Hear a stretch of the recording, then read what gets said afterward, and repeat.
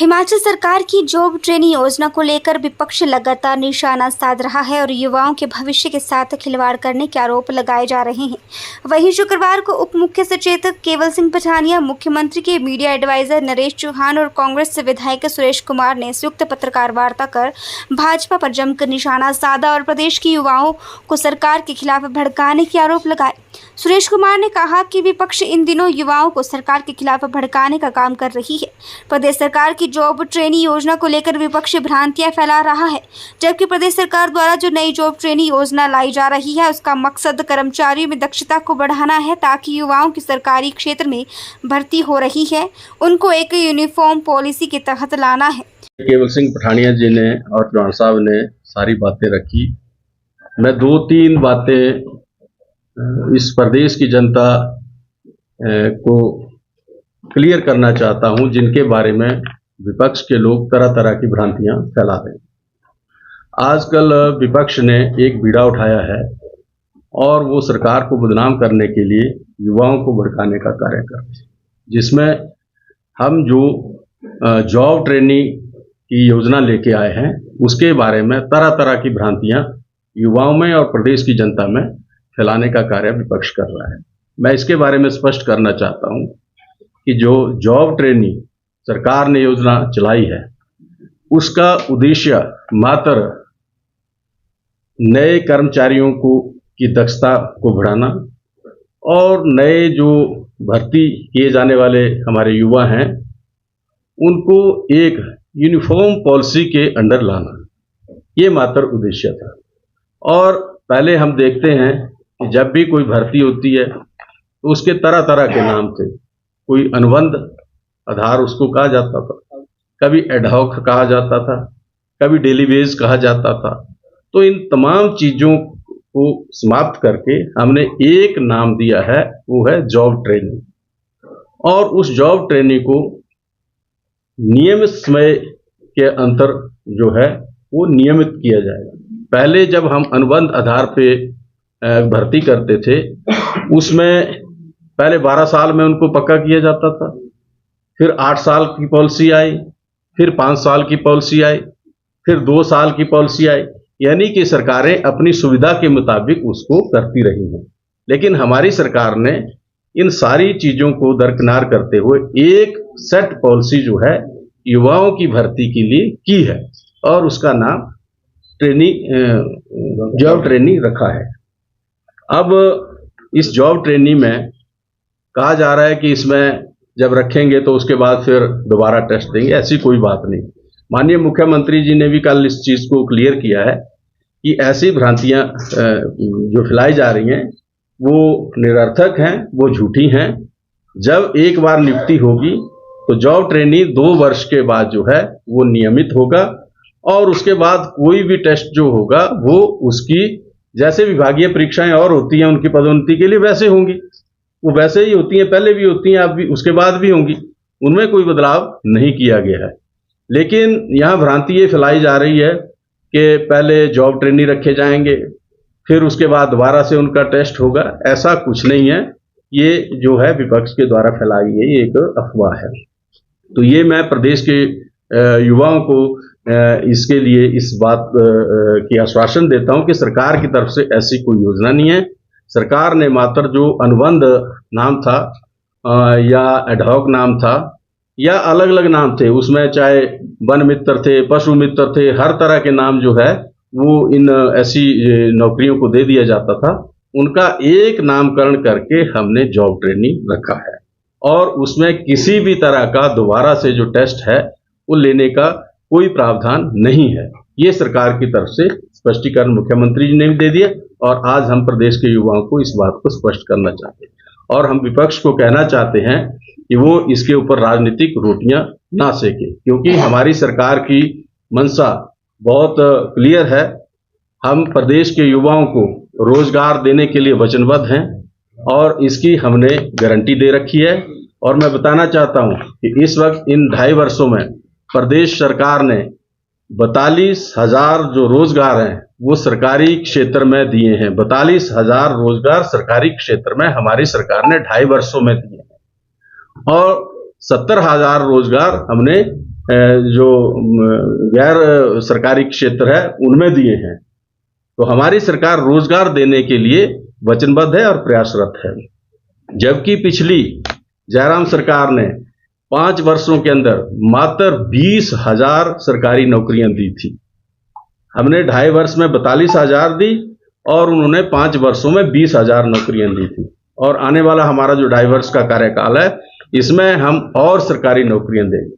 आज आप देख रहे हैं कि हर विभाग में हर दिन कोई ना कोई इंटरव्यू चला है। हर विभाग में नौकरियां निकल रही हैं। युवाओं के भविष्य के लिए रोजगार देने के लिए वचनबद्ध है।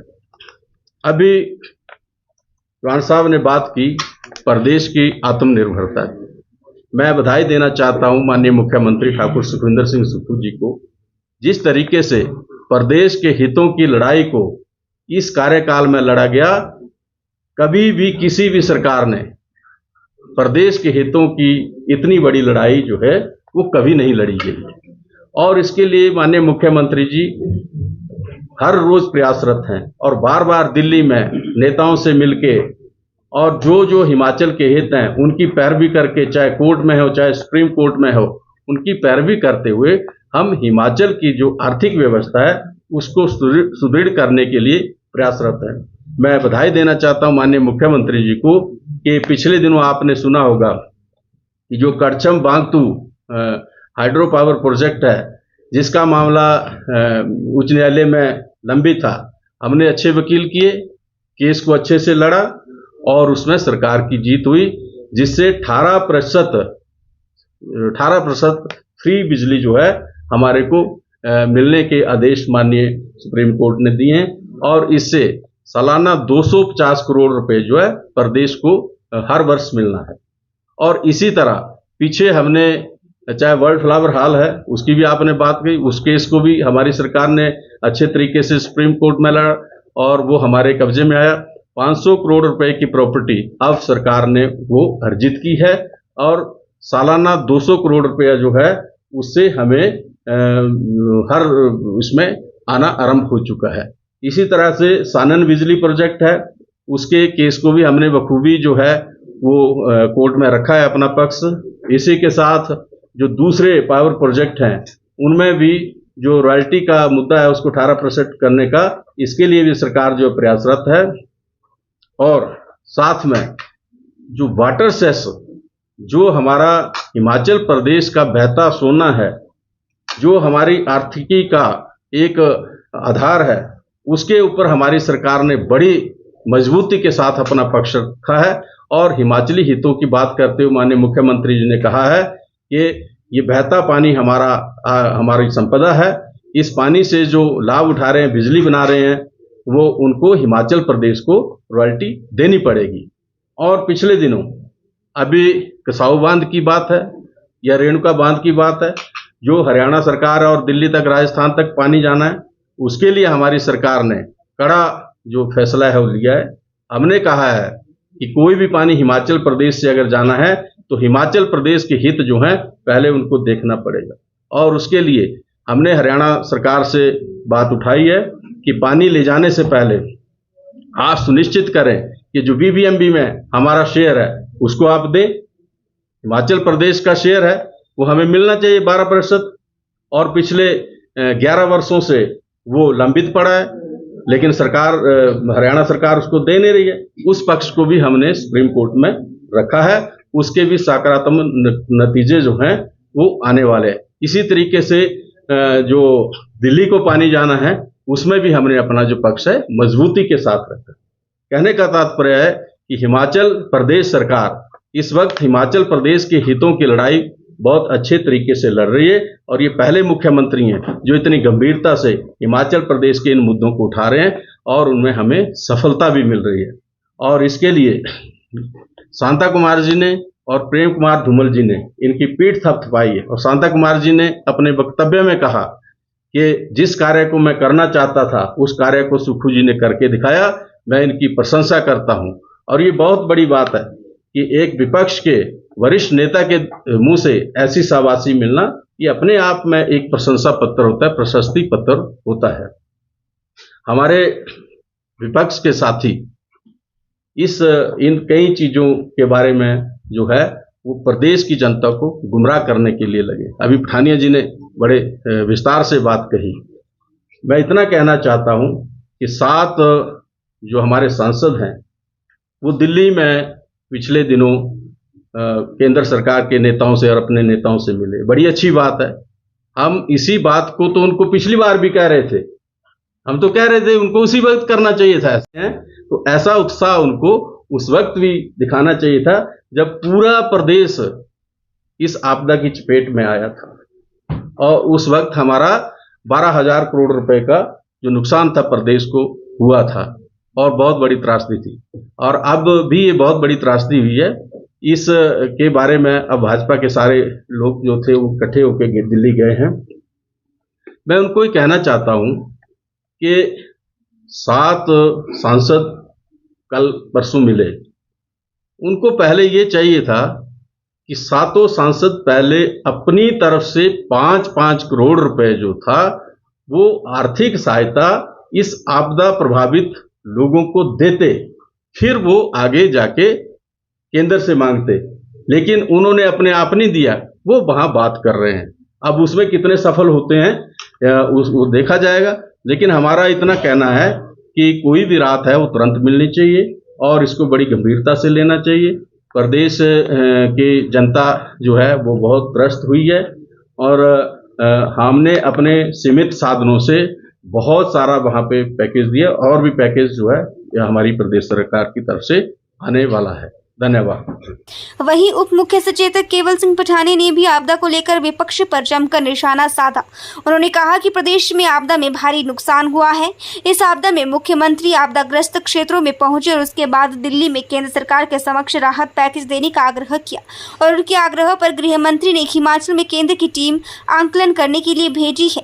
वहीं उन्होंने कहा कि 2023 में जब आपदा आई तो उसे विधानसभा के अंदर राहत पैकेज के लिए केंद्र को प्रस्ताव भेजा। उस समय विपक्षी सदन से बाहर चली गई। उन्होंने कहा कि केंद्र सरकार 2 साल बाद आपदा का पैसा दे रही है, जबकि ये पैसा इस समय मिलना चाहिए और इस साल फिर से दोबारा से आपदा आई है और 1200 करोड़ से ज़्यादा का नुकसान हो चुका है। ऐसे में भाजपा के हिमाचल के सभी नेता दिल्ली गए हैं और उम्मीद है कि हिमाचल को पैकेज दिलाने की मांग केंद्र सरकार से करेंगे।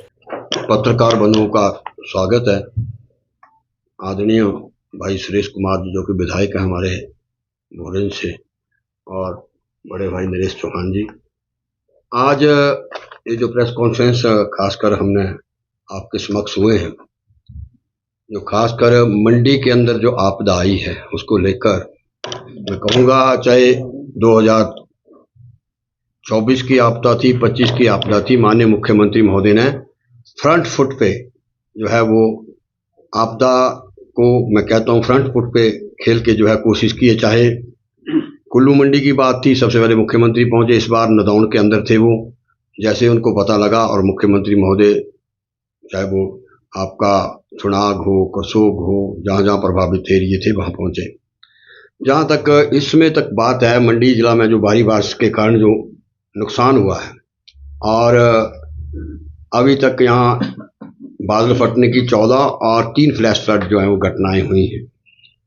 वहाँ पे जो मंडी के अंदर वैसे तो 84 हैं, मंडी के 15 लोगों की मौत हुई, 17 लोग लापता हैं, 290 लोगों को बचाया गया है और लगभग 978 घर जो है वो नष्ट हुए हैं। इसी तरीके से ये सारी आ जाएगी, डिटेल में आ जाएगा। और खासकर मुख्यमंत्री महोदय ने जो ग्राउंड जीरो पे जाकर और फिर उन्होंने 15 राहत शिविर जो है उसी समय चला दी और इसको, जिससे कि लगभग 341 लोगों को उनका आश्रय मिला, 21 लोगों को उनको द्वारा वहां से शिफ्ट किया गया और लगभग 4262 राशन किटें और तिरपाल, कुल मिलाकर सारा जो 225 करोड़ रुपया जो है वो जारी किया गया और 107 करोड़ रुपया विभिन्न विभागों को जो है माननीय मुख्यमंत्री की तीव्रता और उनकी इंटरवेंशन से जो है इस राहत कार्य के लिए जो है वो जारी हुआ। और ये आपदा के दौरान थुनाग, गोहर, कसोग और धर्मपुर को अभी भी जो है मैं कहता हूँ जो है अभियान जो है बचाव अभियान, और मैं कहना चाहूँगा कुल मिलाकर जो है माननीय मुख्यमंत्री महोदय ने आगे होकर इस आपदा की लड़ाई में हिमाचल प्रदेश के लोगों के साथ वो खड़े रहे हैं। और मुख्यमंत्री का दूरदर्शिता है कि जहाँ ग्राउंड जीरो पे पहुँचे, देश के होम मिनिस्टर से, देश के फाइनेंस मिनिस्टर से, और जहाँ जहाँ वो अपने हिमाचल के 70 लाख हिमाचलियों की आवाज़ को रखना चाहते थे, और खासकर आपदा को लेकर माननीय मुख्यमंत्री महोदय ने दिल्ली में जाकर जो है केंद्र सरकार और केंद्र सरकार के मंत्रियों से जो है गुहार लगाई कि हिमाचल प्रदेश के लोगों की जो है वो मदद की जाए इस आपदा की घड़ी में। तो मुख्यमंत्री ने अपना काम, और उन्होंने ये भी कहा, सबसे बड़ी बात यह है, उन्होंने मंडी के पत्रकार सम्मेलन में कहा कि मैं ये विनम्र प्रार्थना करना चाहता हूं नेता विपक्ष और विपक्ष के कि यहाँ बहुत बड़ा हादसा, ना केवल पहली बार, ये मैं कहना चाहूँगा, आप पत्रकार बंधु यहाँ बैठे हैं, पिछली बार आपदा आई, 16,000 करोड़ रुपए का नुकसान हुआ, विपक्ष ने कहा कि सेशन बुलाओ, मुख्यमंत्री ने सेशन बुलाया, 3 दिन तक जिस बात को वो बार बार बोल रहे थे कि आपदा के लिए राहत कोष, माननीय मुख्यमंत्री सदन के नेता ने रेजोल्यूशन मूव किया कि आपदा में हिमाचल प्रदेश के लोगों में, कुल्लू, मंडी और पूरे प्रदेश के अंदर जहां आपदा आई है उनकी मदद की जाए, और रेजोल्यूशन पे 3 दिन पक्ष विपक्ष के लगभग 42 लोगों ने अपनी बात रखी, और हर विधायक का यही कंसर्न था कि कैसे हिमाचलियों की मदद जो बेघर हुए। और जब बात आई हिमाचल के लोगों को, आपदा के जिनको प्रभावित परिवार थे, हमने कहा कि पार्टी लाइन से ऊपर उठकर 68 के 68 विधायक, नेता पक्ष विपक्ष दोनों इकट्ठे होकर रेजोल्यूशन का समर्थन करें, तो आज वो लोग, उसमें भारतीय जनता पार्टी के लोग एक्सपोज हुए, वो आप सब लोग वहां हैं, वो बायकॉट कर गए और वो बाहर चले गए, वो नहीं चाहते थे कि हिमाचल के लोगों की मदद हो। आज माननीय मुख्यमंत्री के जो है अनुरोध पे, जब उन्होंने कहा कि आप बहुत बड़ी आपदा आई है, हमारे साथ चलो, पिछले कल जहां मुख्यमंत्री जी सरकारी तौर पर अपना सारा पक्ष जो है वो रख के आए, देश के होम मिनिस्टर को मिले, जहां वो होम मिनिस्टर को मिले, थोड़ा लेट हो गए हैं मेरे साथी, होम मिनिस्टर को मिले, उसी तीव्रता से जो है माननीय देश के गृह मंत्री ने पिछले 3-4 दिनों में, आप भी कवर कर रहे हैं, मुख्यमंत्री के अनुरोध पे जब बहुत बड़ी टीम, जो साइंटिफिक टीम और असेसमेंट टीम जो है जिसका मैं वैसे तो डिटेल सारी हम ऑनलाइन शेयर कर देंगे, आप जानते हैं कौन साइंटिस्ट आया है, कौन क्या आया है, और लगभग जो 1,000 करोड़ रुपए का नुकसान हुआ। तो ये मुख्यमंत्री की दूरदर्शिता और मुख्यमंत्री का ग्राउंड जीरो पर और दिल्ली जाना, उसके बावजूद जो है होम मिनिस्टर की जो है टीम यहाँ आई है, और हम स्वागत करते हैं। आज कल में हम देख रहे थे कि माननीय स्वास्थ्य मंत्री भी यहाँ दौरा करके, जब स्वास्थ्य मंत्री जी खुद देख के गए थे, में से वो यहाँ छात्र संगठन से लेकर विधायक से लेकर आज के अंदर में भारतीय जनता पार्टी के राष्ट्रीय अध्यक्ष हैं, केंद्रीय मंत्री, उनके पास सारा फीडबैक है। जब वो यहाँ दौरा करके गए, सारे नेता थे, तो हम तो ये चाहते हैं क्योंकि बाद में मदद करने की कोई नहीं है, तुरंत मदद हो, क्योंकि आपदा का मतलब, डिजास्टर का मतलब ये है कि तुरंत मदद हो। हिमाचल प्रदेश की सरकार की तो ये एक्सपेक्टेशन थी, जब देश के स्वास्थ्य मंत्री और राष्ट्रीय अध्यक्ष यहाँ से, क्योंकि हिमाचल के रहने वाले हैं, किसी और प्रदेश के रहने वाले होते हो सकता है उनके पास फीड, उल्टा अगर वो प्रदेश के मुख्यमंत्री की, प्रदेश की सरकार की सारी फीडबैक, क्योंकि वो केंद्र में मंत्री हैं, तो तुरंत जो है जिस तरीके से उत्तराखंड के अंदर और गुजरात के अंदर, और मैं कहता हूं स्पेशल पैकेज आंध्रा के लिए लोकसभा के बजट में अनाउंस हुआ है, तो हिमाचल का अगर हित होता तो उस पैकेज को वो जाते ही देश के होम मिनिस्टर के, देश से प्रधानमंत्री से बात करते, उस पैकेज को वो देते।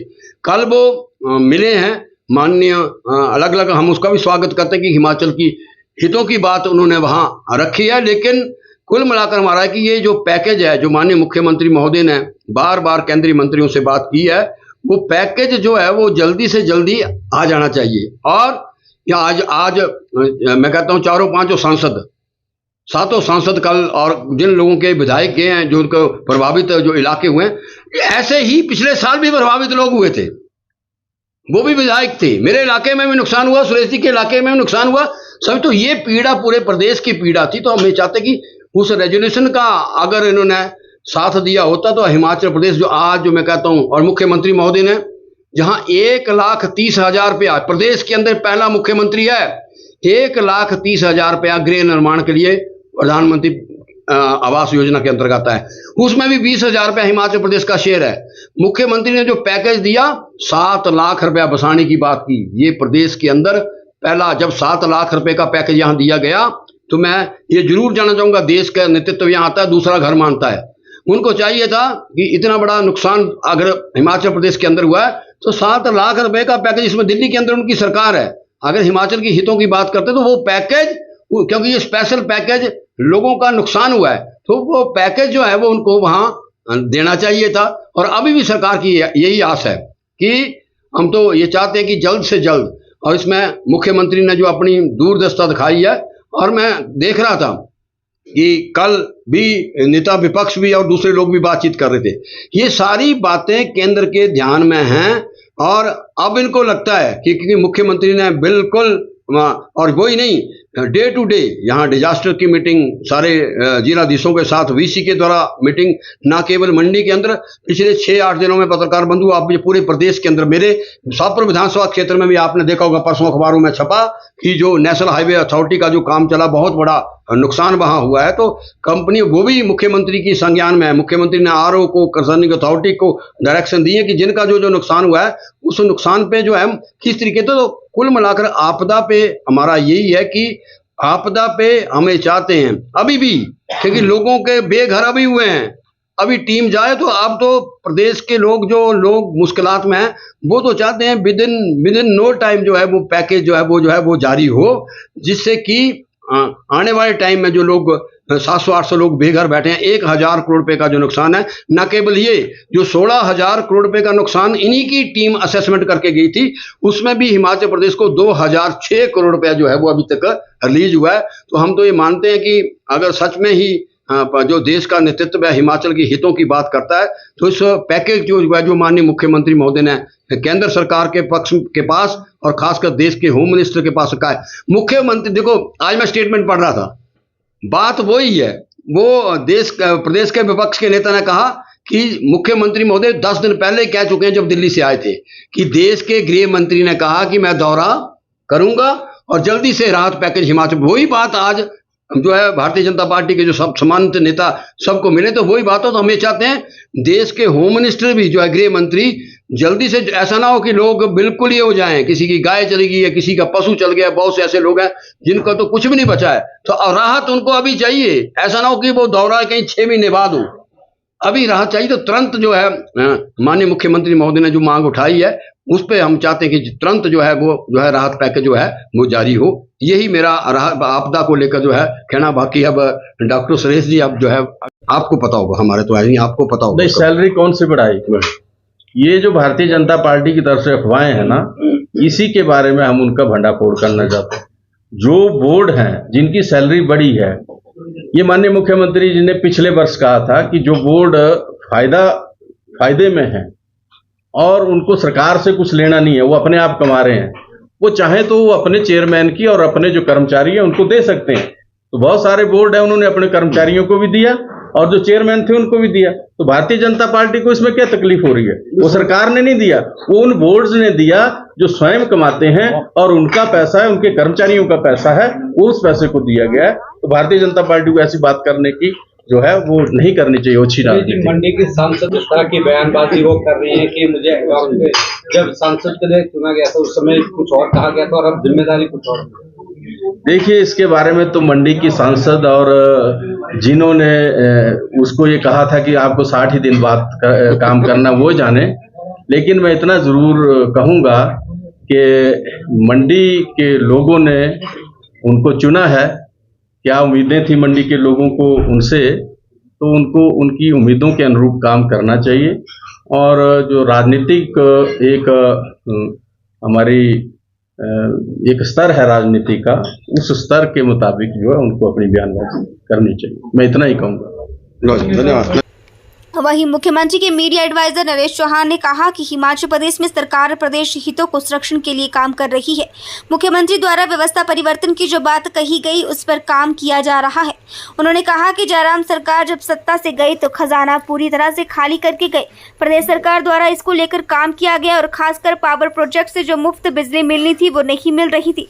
करछम वांगतू पावर प्रोजेक्ट से अपने हक लेने के लिए प्रदेश सुप्रीम कोर्ट गई और सुप्रीम कोर्ट में हिमाचल सरकार की जीत हुई और आप 18% की बिजली प्रदेश सरकार को इस प्रोजेक्ट से मुफ्त मिलेगी। आज की इस प्रेस वार्ता में मैं आप सभी का स्वागत करता हूं। मेरे साथी केवल पठानिया जी जो विधायक शाहपुर और डिप्टी चीफ विप हैं, आप सभी परिचित हैं। मेरी राइट साइड सुरेश जी हैं, भोरंज के विधायक हैं। आज की इस जॉइंट प्रेस वार्ता में मैं तो बिल्कुल थोड़ा सा एक इंट्रोडक्टरी बात करूंगा, बाकी दोनों भाई मेरे अपने अपने मुद्दों पे आपसे बात करेंगे। हमारी सरकार को बने हुए 2.5 साल से ऊपर का समय हो गया। हिमाचल प्रदेश के लोगों के आशीर्वाद से और सहयोग से दिसंबर 2022 में लोगों का आशीर्वाद मिला। ठाकुर सुखविंदर सिंह सुक्खू जी की अध्यक्षता में कांग्रेस पार्टी की सरकार बनी। वो लगातार एक बात को कहते थे हर जगह, हर मीटिंग में और सरकार बनने के बाद कि व्यवस्थाएं बदलने की जरूरत है। जो व्यवस्थाएं लगातार पिछले 20-30 सालों से चल रही उसमें मूल रूप से अब समय आ गया है कि हमको उसको परिवर्तन करना है। वो व्यवस्था किसी भी क्षेत्र में हो सकती है और वो उन्होंने जो मुहिम शुरू की थी आज वो आगे बढ़ी है और बहुत सारी ऐसी योजनाएं और सोच जमीन पे दिखनी शुरू हो चुकी है 2.5 साल के कार्यकाल, जिसके बारे में कुछ हमारे साथी भी आपको विस्तृत जानकारी देंगे। लेकिन मैं इतना कह सकता हूं कि जिन परिस्थितियों में हमारी सरकार बनी थी, पिछली सरकार जो भाजपा की थी 5 साल ठाकुर जयराम जी उसको लीड करते रहे और जब छोड़ के गए तो खजाना पूरी तरह खाली था। वो सबसे बड़ा चैलेंज था कि किस तरह से प्रदेश के विकास को गति देनी है और व्यवस्था बदलने की बात का मतलब है कि नए सिरे से नए तरीके से किस तरह से योजनाओं को आगे बढ़ाना है। उसके बाद दूसरा चैलेंज था कि जो आप लोगों के सामने था, पूरे देश की और दुनिया ने देखा कि भारतीय जनता पार्टी की सरकार ने हमारी चुनी हुई सरकार को लोकतंत्र के अंदर गिराने का जो प्रयास किया, वो मैं इसलिए जिक्र कर रहा हूं कि वो हमारे सबके जहन में हमेशा वो बात रहनी चाहिए कि किस तरह से लोगों द्वारा चुनी गई सरकार को, उसमें धनबल भी था, उसमें एजेंसीज भी थी और हमारी सरकार को तोड़ने का प्रयास किया गया। लेकिन हिमाचल प्रदेश के लोगों के आशीर्वाद से वो सरकार और मजबूत हुई। जब हम चुनाव में गए तो हमारी संख्या द्वारा से 40 हुई। लेकिन इन चीजों से भी ऊपर बढ़ के जो चैलेंजेस थे उसको पार करते हुए मुख्यमंत्री जी ने और उनके मंत्रिमंडल ने और उनके सभी सहयोगियों ने प्रदेश को आगे ले जाने के लिए बहुत सारी योजनाएं बनाई। उनमें से कुछ ऐसी चीजें हैं जो आपके सामने हैं। हाइड्रो पावर में जिस प्रकार के अभी फैसले आए, उसका किस तरह से हमारे प्रदेश को और प्रदेश की जनता को फायदा होने वाला है, उस लड़ाई को कैसे प्लान किया गया और उस लड़ाई को कैसे लड़ा गया, चाहे वो होटल से संबंधित थी जो इतने बड़े ग्रुप से लेना था, तो ये क्यों हो पाया पॉसिबल, ये पहले क्यों नहीं हो पाई ये चीजें। ये एक मुख्यमंत्री की एक इच्छा शक्ति थी कि प्रदेश के लिए, प्रदेश के अधिकारों के लिए हम मजबूती के साथ लड़ाई लड़ेंगे। चाहे वो आप देखें कि हमारे जो पानी के अधिकार हैं दूसरे राज्यों के साथ, उसको मुख्यमंत्री जी ने बेखूबी पहले दिन से लड़ाई शुरू की। शानन प्रोजेक्ट की बात करें, उसमें हमारे अधिकार की बात करें कि उसकी लीज खत्म हो चुकी है, वो प्रोजेक्ट जो है हिमाचल प्रदेश को वापस मिलना चाहिए। उसी तरह से बीबीएनबी में जो हमारे अधिकार थे, आज वहां हमारी टूरिज्म एक्टिविटीज चल रही है और जो उसके इर्द गिर्द लोग रहते हैं उनको किस प्रकार वहां से राइट मिले, ये बातें कब क्यों संभव हो पाई, ये एक बहुत गंभीर विषय है जो हिमाचल प्रदेश के लोगों को भी समझना पड़ेगा कि उनके अधिकारों की लड़ाई लड़ने की जरूरत है। उसमें आप लोगों का, सबका, प्रदेशवासियों का सहयोग सरकार को मिलना चाहिए। अगर हम आज अपने अधिकारों की लड़ाई नहीं लड़ेंगे, उसके बारे में चिंता नहीं करेंगे, सोचेंगे नहीं, तो हमारा जैसा पहाड़ी राज्य और भी गरीब होता चला जाएगा। हमारे अपने रिसोर्सेज है नहीं है, हम स्पेशल कैटेगरी स्टेट है, हमको पूरी तरह से भारत सरकार पर निर्भर करते हैं। अगर भारत सरकार या विपक्ष के नेता जो हिमाचल प्रदेश में बात करते हैं, कुछ बात की कल भी कि किस प्रकार से आपदा की बात अभी पठानिया जी आपसे करेंगे पूरी तसलीफ में कि क्या क्या आपदा के दौरान 23 में और आज की आपदा में हुआ, और हिमाचल प्रदेश के जो विपक्ष है उनका मुझे लगता है कि चलो हमें इस बात की खुशी है कि उनको सद्बुद्धि आई जो 23 में नहीं थी। आज उनको यह एहसास हुआ कि हमने जो है ये आगे बढ़ के कोशिश की, मुख्यमंत्री जी ने भी अपील की थी। तो कहने का मतलब है कि मेरी एक ही अपील है, चाहे वो मीडिया के लोग काम करते हो, किसी भी क्षेत्र में हो, सबसे पहले हम सबको मिलके प्रदेश के हितों के लिए एकजुट होकर अपने अधिकारों की लड़ाई के लिए हमेशा मिलजुल के लड़ने की आवश्यकता है।